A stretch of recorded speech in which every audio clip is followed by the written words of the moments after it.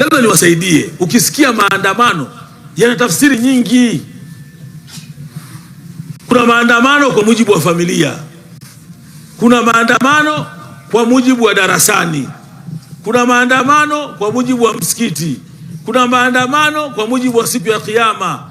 Ukisikia maandamano ya nchi yanazo taratibu zake ili yaitwe maandamano. Sisi kwa sababu Waislamu, mashehe, mko mnajua kuna kitu kinafasiriwa kilugha na kuna kitu kinafasiriwa kisheria. Tunasema as-sawm fil lugha ni kadha, as-sawm bil istilah ni kadha. Kwa hiyo maandamano sio kila maandamano yanafasiriwa hivyo hivyo. Maandamano ya nchi, tunataka kuandamana, tunadai haki zetu, ni kitu gani? Yanayo mambo yanayotakiwa. Jambo la kwanza ni lazima muonyeshe hiyo nia ya hayo maandamano, kama sisi tunataka kuandamana. Mnataka kuandamana, ndio. Mna malalamiko gani? Tuna jambo 1, 2, 3. Mainishe, lakini mtoe taarifa kwenye vyombo vya ulinzi na usalama.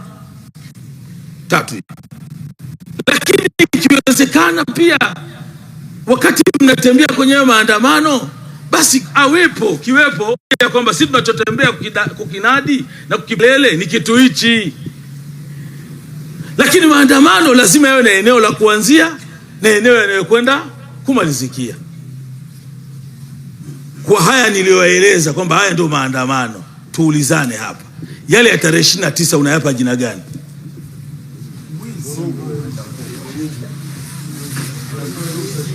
Unaondoka unafika, sisi Mwanza mji wa milima, kuna mtu anakaa alfadi kake maskini, ana Sheikh Abdul Warith hapa ana gari yake Noah, hawezi kupeleka kule milimani, anasema niache hapa petrol station. Eti wewe kwa sababu umeandamana una chuki, unafika unaichoma ile Noah.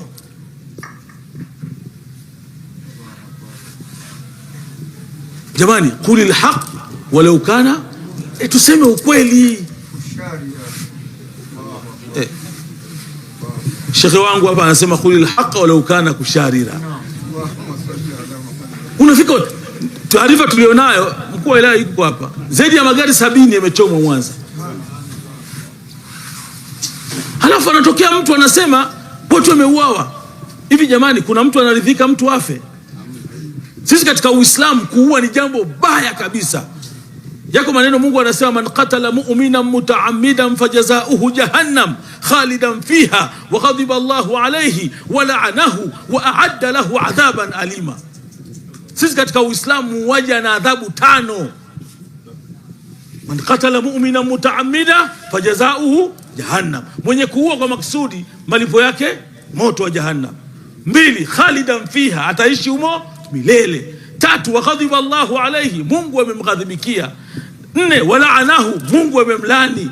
5, wa a'adda lahu adhaban alima, amemwandalia adhabu kali iumizayo. Katika Uislamu hamna mtu anaweza kusherehekea kifo, hamna mtu anaweza furahi kifo. Uislamu haukubali kabisa mambo haya na tunalaani mambo haya.